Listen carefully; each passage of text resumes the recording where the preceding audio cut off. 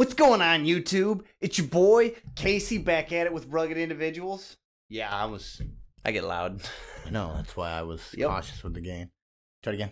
What's going on, YouTube? It's your boy, Casey, back at you with Rugged Individuals. Today we're going to talk about the Luxe Twinpeak 5-person awning tent. Roll intro.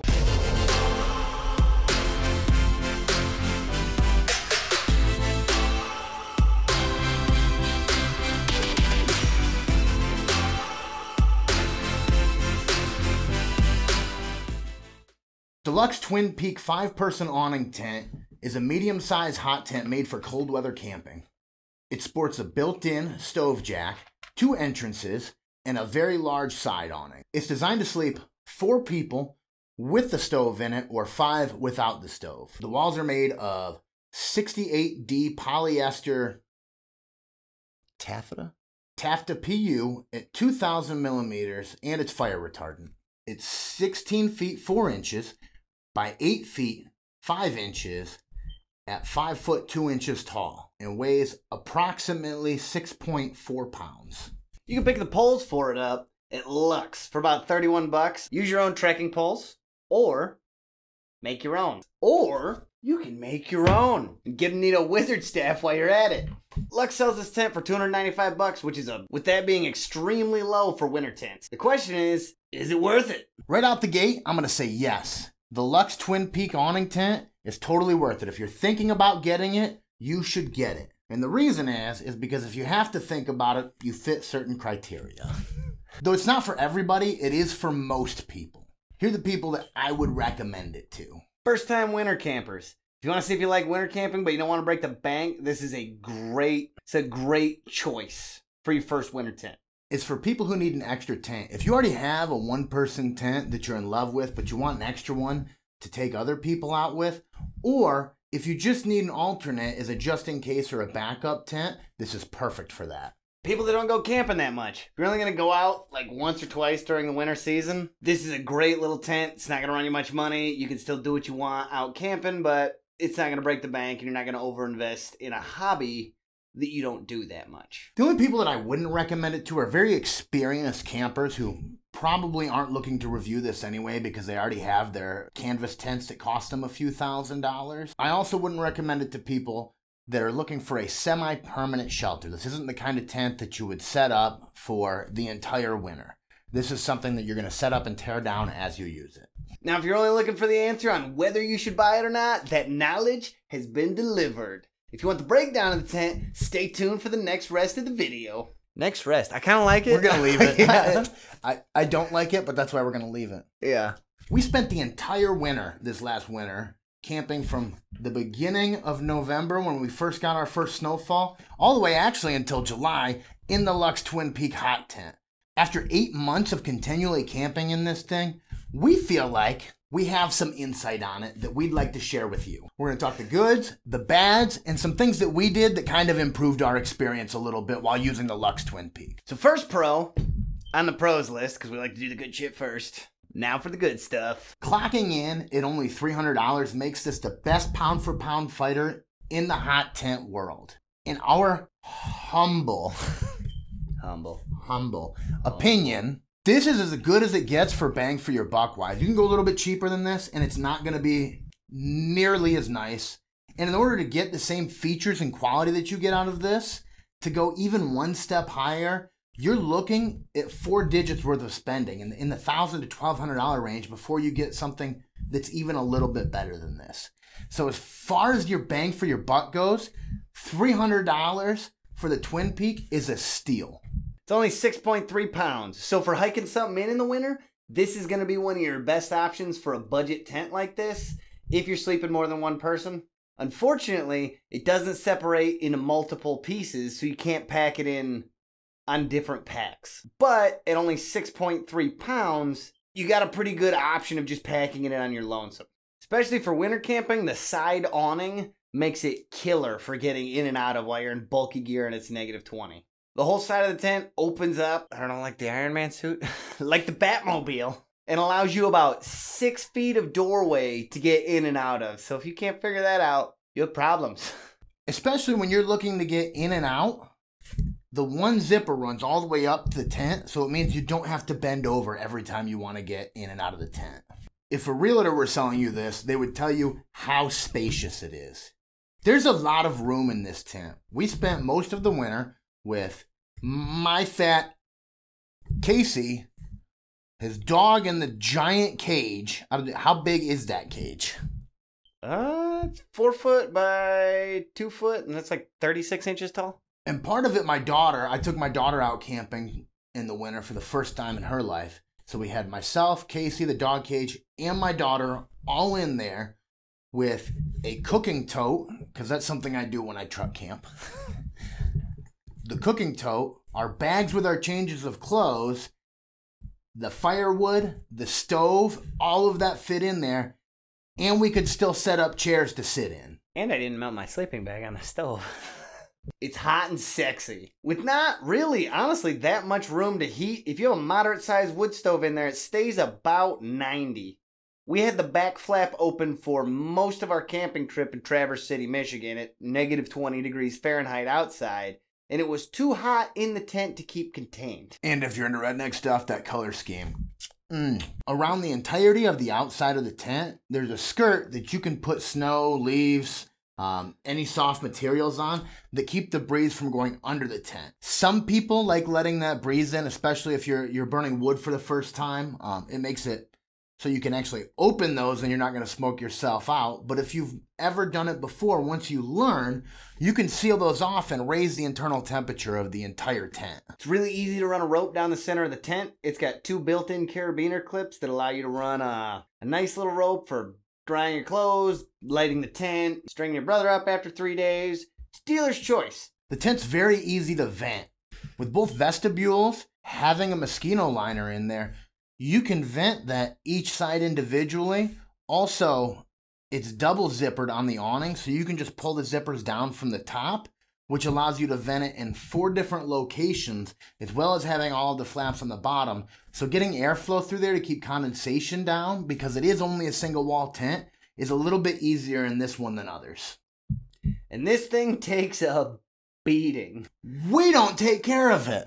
Our stove was too tall. We melted the stove jack. The rest of the tent's pretty intact. It got thrown all around. It got stored in the basement. It got cleaned relatively less often than I would have appreciated about most of my things. It got cleaned as often as I take a shower. Accurate. Once a year, whether I need it or not. Now on to the bad.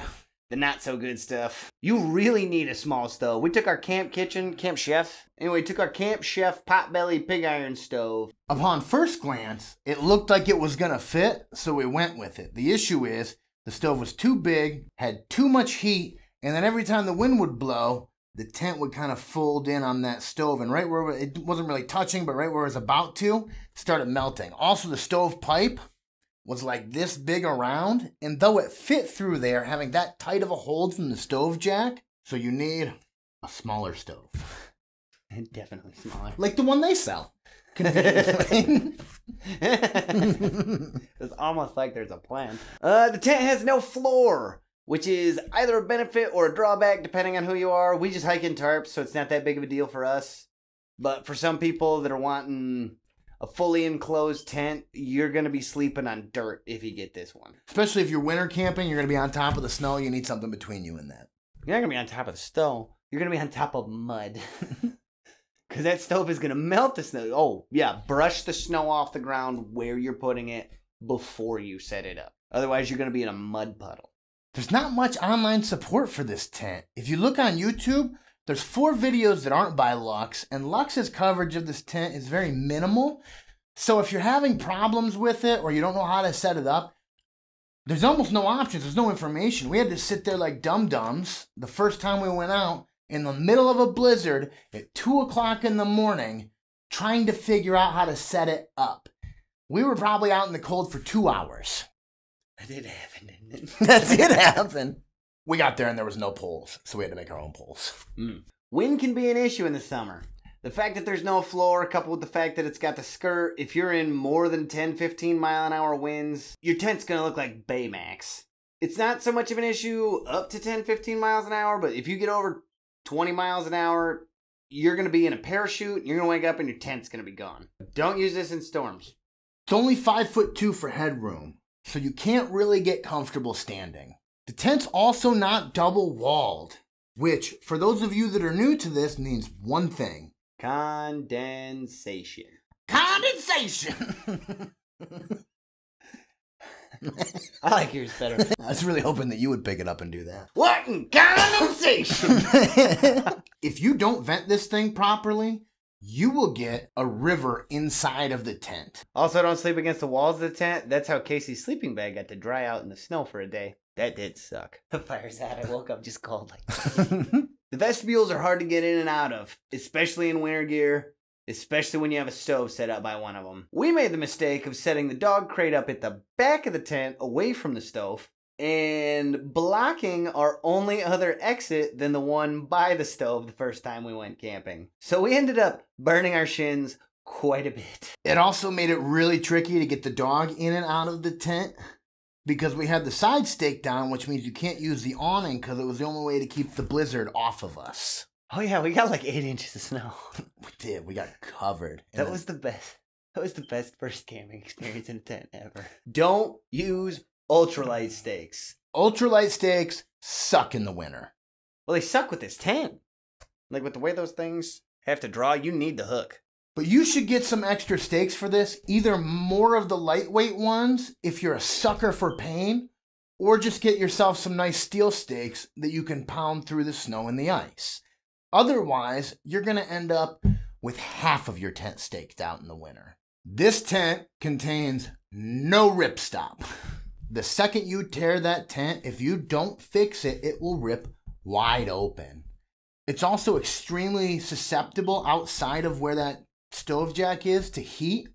So there's a couple places where we had the chimney running through the stove jack and it was up above the tent, but there was still enough heat coming from the ashes down onto the tent that on the other side of the tent, it burnt a couple holes through it. So it's not the most versatile of materials. So you have to keep a very close eye on it. Otherwise, you can end up burning holes in your tent. And then because there's no ripstop, you can open the entire side of it. Overall impression. I like it. For $300, you can't do better. The closest competitor, even in the Luxe lineup, is twice the price. If you are going to camp with multiple people, this is the spot. Also, when you're a first-time camper, you tend to overpack. And sometimes when you camp a lot,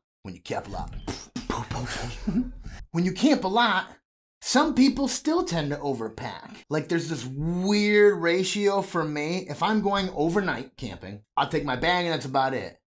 If I'm going for a couple of weeks, I pack pretty accurately and I run right to about the end. But these weird 4-day trips for me, I overpack the tar out of food. And if you overpack it all, you can't fit it in most tents. There's no room for it. But with the vestibules, it makes it so that most people in a winter camping situation are going to use like a Polish poncho tent. This is like that, but with an extra 16 feet between the vestibules. So it gives you a place to put everything. Gives you place to put. Gives you a place to put. There's also enough headroom that you can smoke cigarettes without smoking yourself out. Just saying. Probably won't make the video, but it should. I put it in there. I might. We'll see. I think Mom would be far more disappointed in that than swearing, though. She knows. She knows all the secrets that you had. I would give the advice if you're looking to get into winter camping, this is probably where you should start. You can set this tent up with one person. You don't need, they have a little nylon line that makes it so that you set it up perfectly the first time, every time. You don't need a ton of experience to use it. And if you don't end up liking winter camping, you're only out $300. So in closing, if you're new to winter tent camping, buy it. If you only go a couple times a year, buy it. If you already got a canvas tent, buy it and put it inside the canvas tent. Yeah.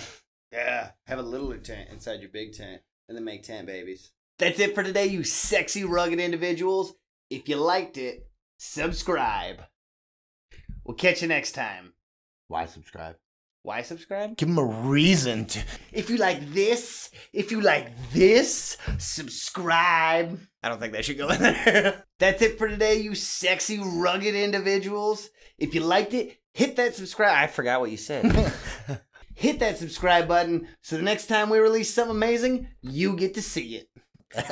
I just... Ooh. Oh, I thought you were going to cut me. What's up? Oh. Till next time, peace. Throw the pages at the camera. Oh. Till next time, peace. No, add it. I know. Till next time, peace.